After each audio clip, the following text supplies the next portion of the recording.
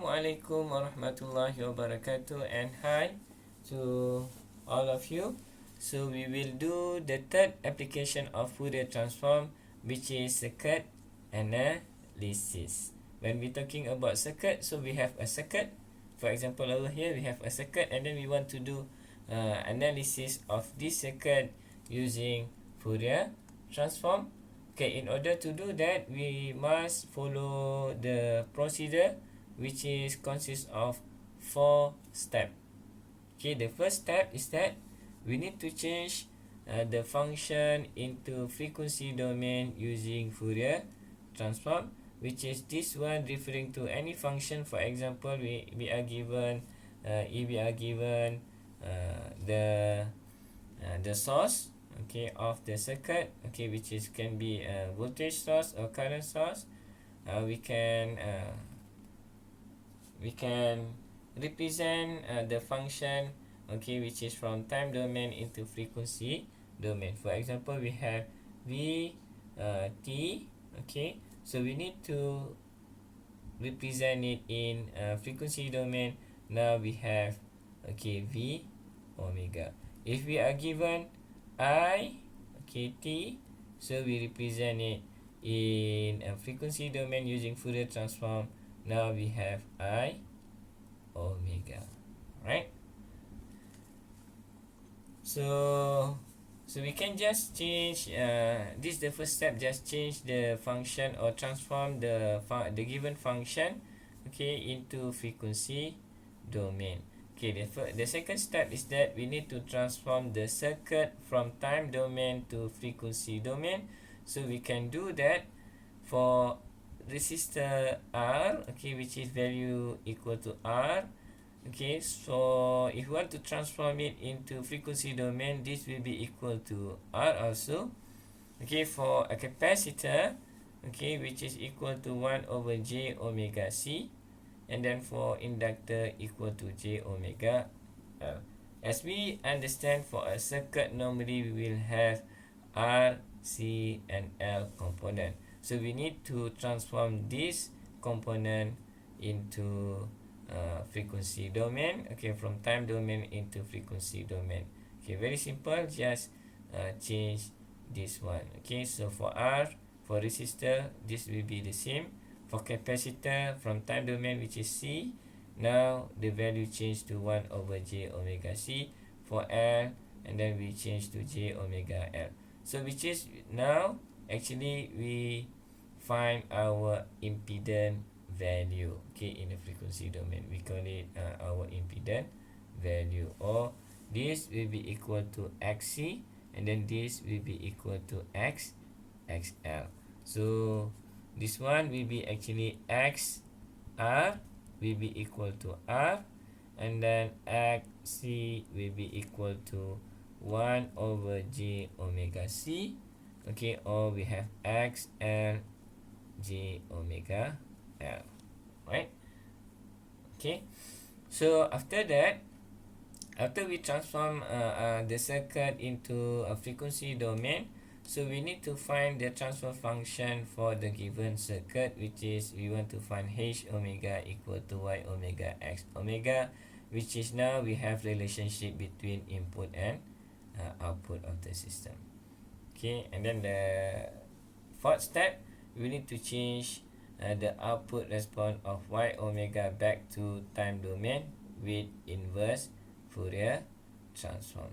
So let's do one example, okay, which is we need to follow this procedure so that you can see clearly what this procedure mean. So in this example, we need to find V naught T, okay, which is given in the circuit. So V naught T is this one, okay, which is voltage across our capacitor.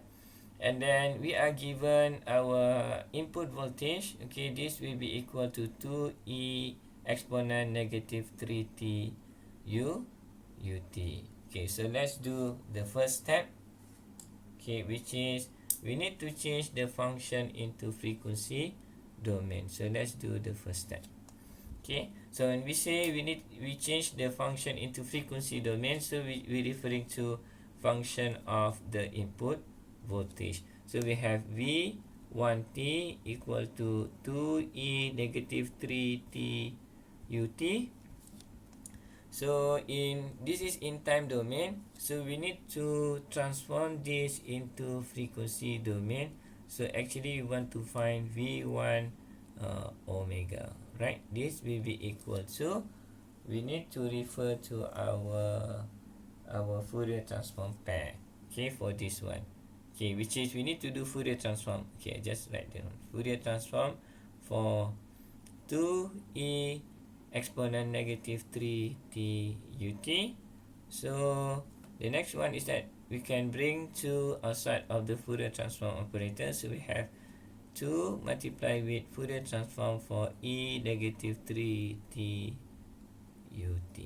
Okay, this will be equal to 2. And then to find Fourier transform for e exponent negative t ut, okay, we must refer to our Fourier transform pair table, okay, which is this one.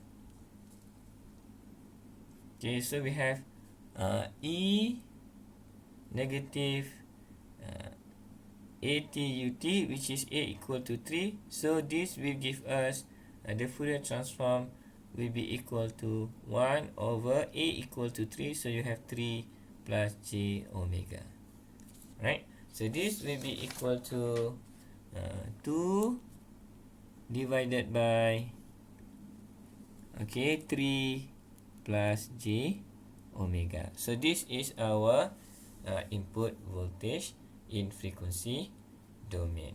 So done for step number 1. So step number 2, we need to transform our circuit into a frequency domain. So how to doing it? So it's very simple. So we need to replace the component in frequency domain, in time domain, into frequency domain. So we have also the same circuit, okay, which is this one is V1t, and then now we need to replace the component value into impedance value, okay, which is in frequency domain. Okay, for resistor, so XR, okay, this is the XR, which is the impedance value for resistor, equal to R. Okay, and then for this one, okay, we change to XC will be equal to 1 over j omega C. Right? So XR will be equal to 2. Okay, because R is equal to 2 ohm. So we have XR equal to 2 ohm. And then for XC, which is 1 over j omega C. Omega C, C equal to 1 farad. And then, so we have 1 over j omega. This will be equal to 1 over j omega ohm. Right? This one. So now, we have impedance value, all of it in ohmish. Okay, which is, now we can treat this as a normal resistor because we have transformed our circuit into a frequency domain. Okay, so the next one, okay, done for step number 2. So we proceed for step number 3.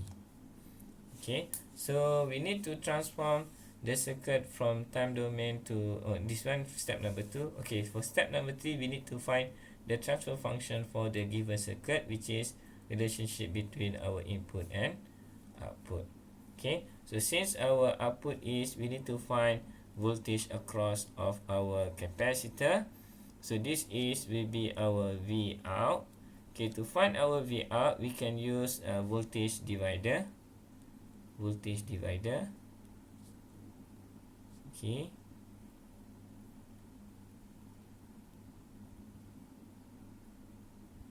Okay, so we can use our divider.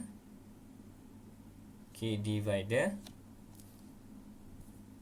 Okay, so when we use voltage divider, okay, so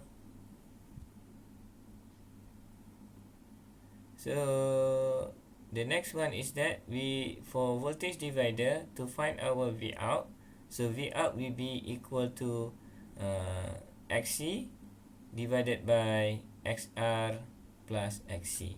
Okay, so V out, okay, T will be equal to our XC divided by XC plus XR, and then multiply with our VI T. Okay, so now we need to change, since this one is actually, we need to change to V out omega. Okay, V out omega, because we changed already into frequency domain. No, we don't have X V1T, so now we have V1 omega for this one, and then this will be V0 omega, right? So because we changed already the frequency, the circuit into frequency domain, so this will be multiplied with V1 omega. So this will be equal to XC will be equal to 1 over J omega divided by 1 over J omega plus 2 multiplied with V1 omega.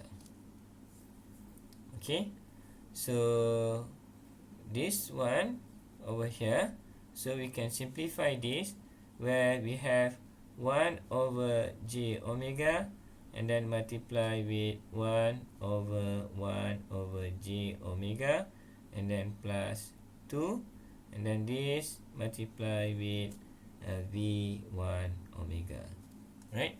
So this will be equal to okay, 1 over, this one will be cancelled out, 1 over 1 plus 2 J omega, and then this multiply with V1 omega, right? So if we proceed for this one, so to find our H omega, so we need to divide the output with the input, which is this one. We need to divide the output with the input of the system. So meaning that actually we want to find what is V out divided by V in. Okay, so we have V out. Okay, we just write the equation first. So V out omega equal to 1 over 1 plus 2 J omega, and then multiply with V1 omega, and then as we know, so V out omega divided by V1 omega, okay, this will be equal to our H omega. So now we have 1 over 1 plus J2 omega. Okay, or this one will be equal 1 over 1 plus 2J omega. This is our system function, okay, for the circuit. So the next one is that we have our system function, okay, which is this will be the first part of the equation. So the next one is that we need to find what is our system, the circuit response of V out in time domain, V out T. Okay, so in order to do that, we need to find our V out omega. So V out omega, okay, will be equal to H omega multiplied with V1 omega. Okay, this will be equal to, for H omega, 1 over 1 plus 2 J omega, and then multiply with V in omega, which is we already calculated in step number 1, which is multiply with 2 over 3 plus J omega. So this will be equal to 2 over 1 plus 2 J omega, and then multiply with 3 plus J omega, right? So this is the one. So the next one is that, okay, we do want to have 2 J omega. We need to remove this one first. So what we need to do to remove this, we need to multiply this with half. Okay, when we multiply this with half, so we will have 2. Okay, so we must multiply with half so that we can remove these 2. We don't want to have these 2 multiply with j omega. We just want to have like j omega like this. So what we need to do is that we need to multiply with 2, okay, or multiply with 2 with 1.5. So this one will be equal to 1. Okay, you can cancel out this, and then this will be equal to 1.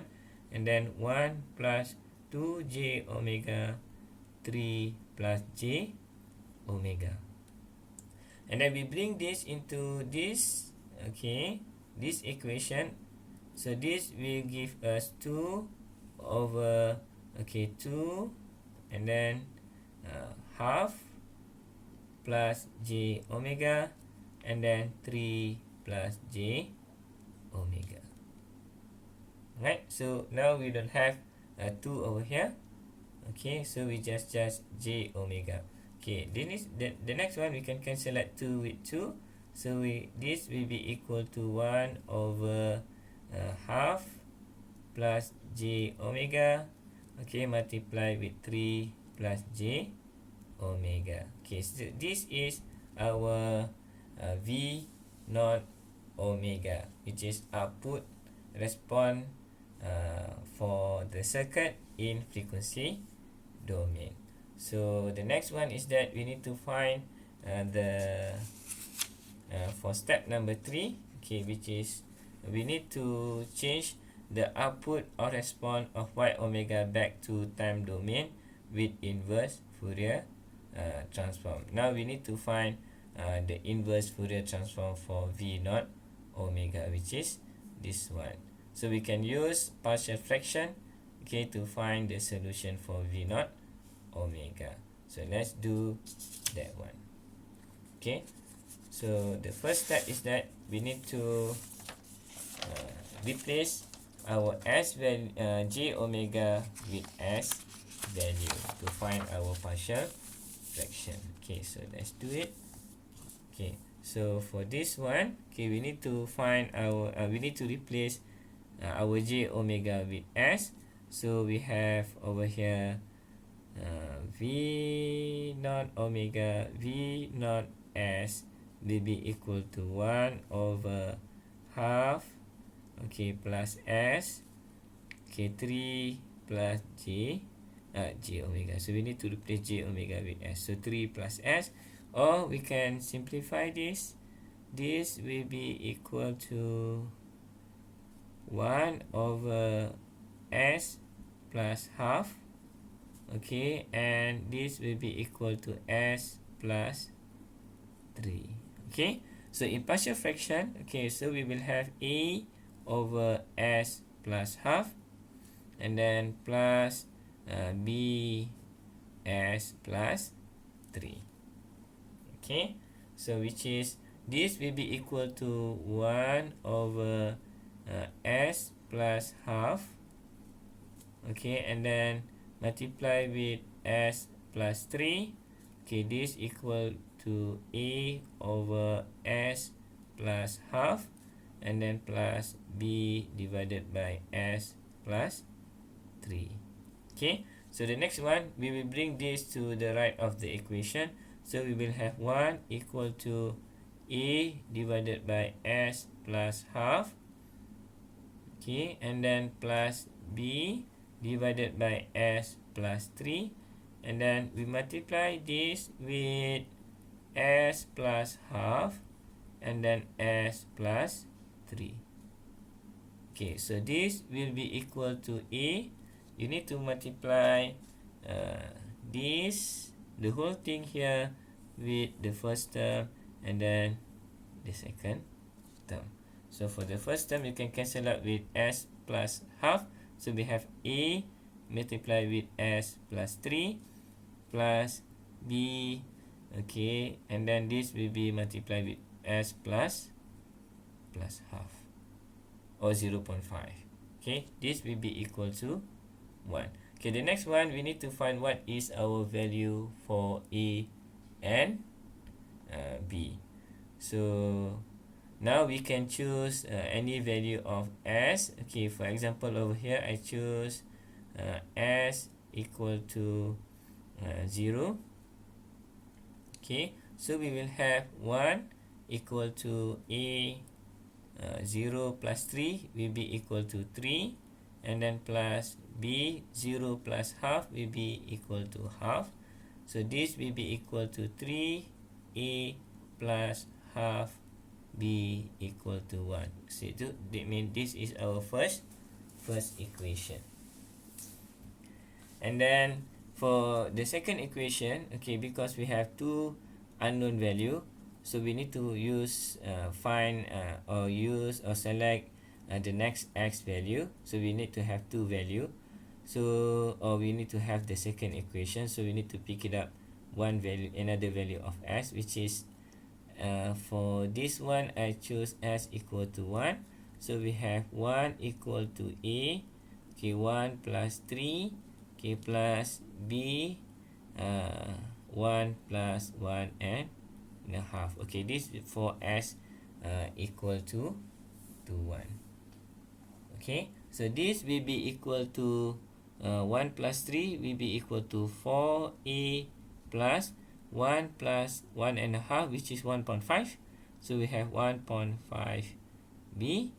Okay, and then we can rearrange this equation. So you have 4a plus 1.5b equal to 1. This will be our second equation. Right. So the next one is that we need to use our calculator to find what is our value for a and b. Okay, so we need to use our calculator. Okay, so we need to use this one for equation, and then now we want to solve our simultaneous equation, and then we have two unknown value, and then we represent a as x as a, and then y as b. So for this one, okay, so you have x and y, so we represent x for unknown a, and then y for unknown b. So let's enter our first equation. Okay, so we have 3, and then half will be 0.5. Okay, so half will be 0.5, and then this will be equal to 1. Okay, for the second equation, so you have 4 and then 1.5, and then this will be equal to 1. So now our value of a will be a will be equal to 2 over 5, and then for b will be equal to negative 2 over 5. Okay,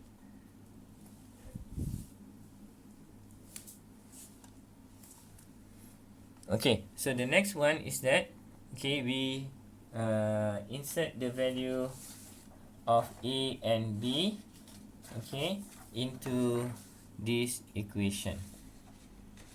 Okay, so we have v not s. Okay,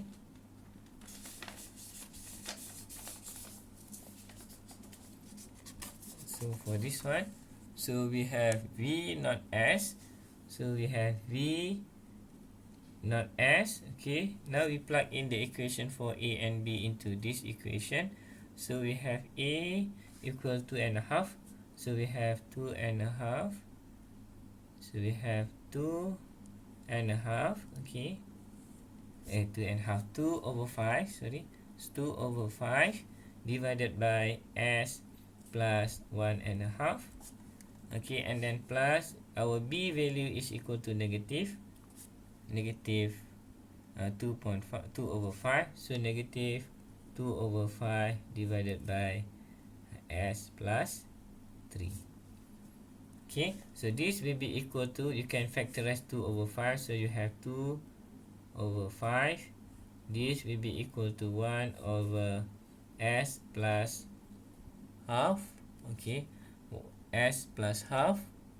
Okay, and then minus with 1 over s plus 3.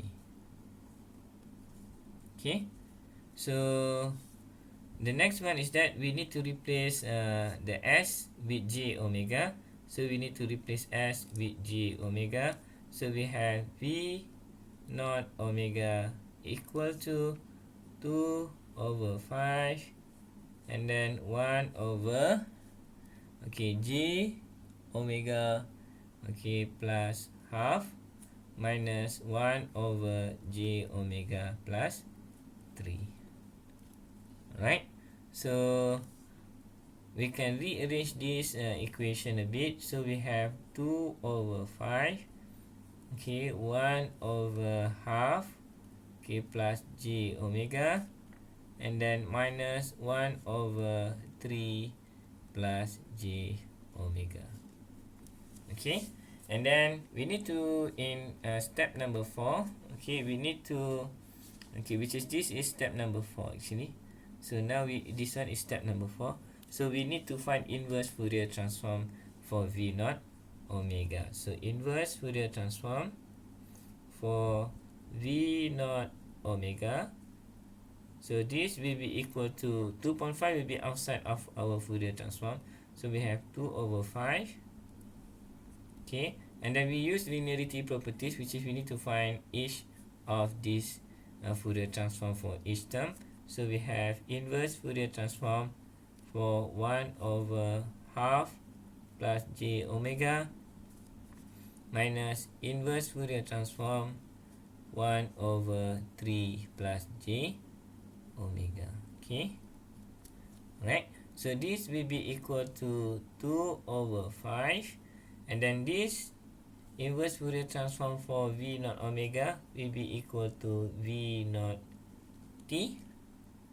Okay, and then 2 over 5, and then this will be equal to inverse Fourier transform for our 1 over half j omega. So we need to refer to our Fourier transform pair table,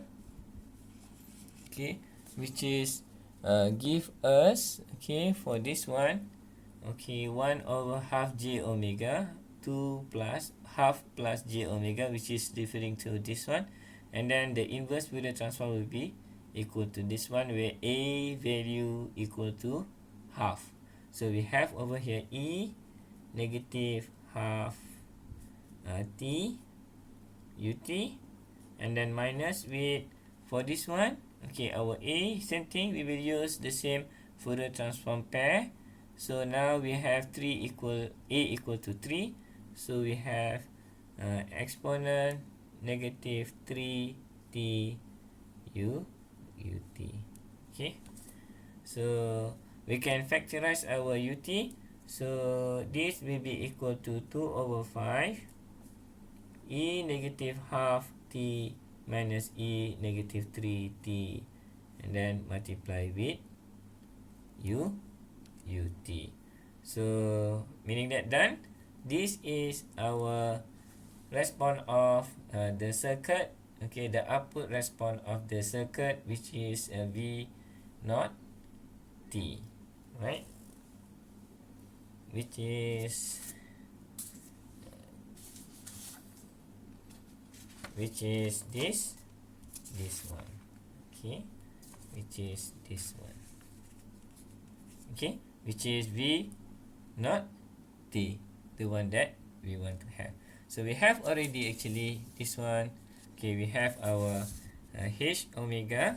We have our h omega. Which is this one.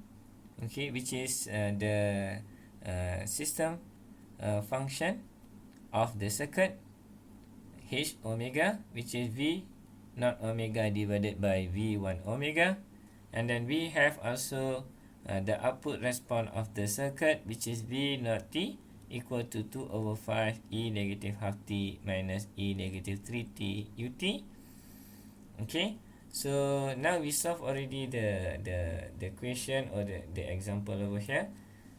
So hopefully you understand how to do circuit analysis. So the most important thing is that in circuit analysis you need to remember these 4 steps. of procedures. Okay, which is step number 1. You need to change the function into frequency domain using Fourier transform. Can be either given the voltage source or the current source. And then the second step, you need to transform the circuit from time domain into frequency domain, where for each of the component, okay, we find the impedance value, which is XC, XL, and XR. Okay, and then after that, we need to find the transfer function for the given circuit, which is the input, the output and input relationship between, which is we divide our output with the input, which is in frequency domain. Okay, and then after that, we can find our y omega by finding the inverse Fourier transform, so that we can have our response of the circuit in time domain. Okay, hopefully you understand how to do the circuit analysis, okay, right now, okay, using a Fourier transform. Okay, thank you for watching, and then see you again. Bye.